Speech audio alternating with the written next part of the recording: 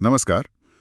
आज हम एक ऐसी कहानी पर बात करने वाले हैं जो बहुत से लोगों ने पढ़ी और महसूस की है। रविंद्र सिंह का उपन्यास क्या प्यार दोबारा हो सकता है। हाँ, बिल्कुल। हमारे पास इस किताब की एक बहुत ही कह सकते हैं भावनात्मक समीक्षा है जो कहानी की तरह लिखी गई है। सही। और इस चर्चा में हम कोशिश करेंगे कि इस समीक्षा के जरिए उपन्यास के जो मुख्य विषय हैं, जो भावनात्मक उतार चढ़ाव हैं, उनको समझें। और वो जो सबसे बड़ा सवाल है, क्या वाकई दुखद हानि के बाद प्यार फिर से हो सकता है? हाँ, ये समीक्षा इसी के इर्द गिर्द घूमती है। और ये इसलिए भी अहम है क्योंकि ये उपन्यास, जैसा आपने कहा, उनकी पहली किताब I too had a love story का सीक्वल है। बिल्कुल। जहां उन्होंने अपनी मंगेतर खुशी को खो दिया था, एक बहुत ही दुखद अंत था उसका। हाँ, तो ये कहानी वहीं से शुरू होती है। समीक्षा बताती है कि रविन, जो मुख्य किरदार है, वो अब भी उस हादसे से उभर नहीं पाया है। सही कहा। मतलब बाहर से देखने में तो वो एक कामयाब लेखक है, दुनिया आगे बढ़ गई है, पर अंदर से वो अब भी अकेला है, दुखी है। वो जैसे अतीत में ही जी रहा है। हाँ, बिल्कुल। और शायद इसी उलझन से निकलने के लिए या खुद को भटकाने के लिए वो बेल्जियम चला जाता है। समीक्षा में इसका जिक्र है। अच्छा। और वहीं उसकी जिंदगी में आती है सिमर, एक ऐसी लड़की जो खुशी से एकदम अलग है, बिल्कुल मॉडर्न, आत्मविश्वासी, अपने ख्यालों में आजाद। हाँ, ये फर्क तो दिलचस्प है। समीक्षा भी कहती है कि सिमर का आना जैसे रविन की बेरंग सी जिंदगी में एक ताज़ी हवा की तरह था। हाँ, वो उसमें फिर से वो भावनाएं जगाती है जो शायद उसने दफन कर दी थी। जीने की एक उम्मीद सी बनती है। लगता है कि शायद प्यार दोबारा हो सकता है। उम्मीद तो जगती है, बिल्कुल। पर यहीं से असली मतलब कहानी का जो द्वंद्व है वो शुरू होता है। समीक्षा बताती है कि रविन के अंदर एक गहरा अपराध बोध है कि क्या सिमर को अपनाना खुशी की याद के साथ नाइंसाफी तो नहीं है। ये एक बहुत बड़ा बोझ है उसके मन पर। और ये सिर्फ रविन की तरफ से नहीं है, सिमर के लिए भी तो मुश्किल है। मतलब किसी का दूसरा प्यार बनना बिल्कुल आसान नहीं। समीक्षा इस बात पे जोर देती है कि वो रविन से प्यार तो करती है, पर उसे ये मंजूर नहीं कि वो हमेशा किसी और की परछाई में जिए।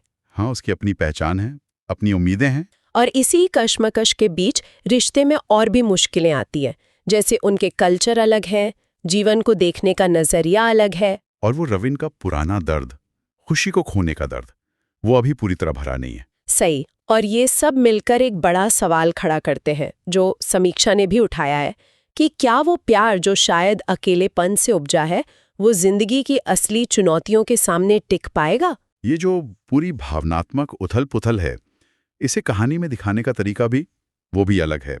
समीक्षा के अनुसार कहानी शुरू होती है एकदम नाटकीय ढंग से। हाँ, मतलब रविन एक मेंटल हेल्थ सेंटर में है, चुप है, बोल नहीं पा रहा। और फिर उसके दोस्त वो फ्लैशबैक में उसके कहानी सुनाते हैं। ये तरीका पाठक को सीधे रविन के मन की यात्रा पर ले जाता है। और लिखने का अंदाज, रविंदर सिंह का जो स्टाइल है, वो बहुत सरल, ईमानदार सा है। हाँ, बातचीत जैसा। बिल्कुल, जैसे वो सीधे आपसे बात कर रहे हों, अपनी उलझन, अपना दर्द, सब कुछ बांट रहे हों। शायद इसीलिए पाठक इतना जुड़ जाते हैं कहानी से। समीक्षा में कुछ लाइनें भी उठाई गई हैं जो इस पूरी कश्मकश को अच्छे से बयान करती हैं। जैसे एक है, कभी कभी दिल तर्क नहीं सुनता, ये बस वही जानता है जो ये महसूस करता है। हाँ, ये बिल्कुल रविन की हालत बताती है ना? और एक और है, प्यार दोबारा हो सकता है लेकिन पहले की यादें हमेशा रहेंगी। ये लाइन उम्मीद भी देती है और सच्चाई भी बताती है कि अतीत मिटता नहीं है। हाँ, वो साथ रहता है। ये पंक्तियां उपन्यास के मूल द्वंद्व को बहुत अच्छे से पकड़ती हैं। तो अगर हम समीक्षा का सार देखें तो वो क्या कहती है? मतलब ये कहानी है दूसरे मौकों की भावनात्मक उपचार की और आगे बढ़ने की। पर वो आगे बढ़ना हमेशा आसान या सुखद नहीं होता। ये कोई परियों की कहानी नहीं है कि सब ठीक हो गया।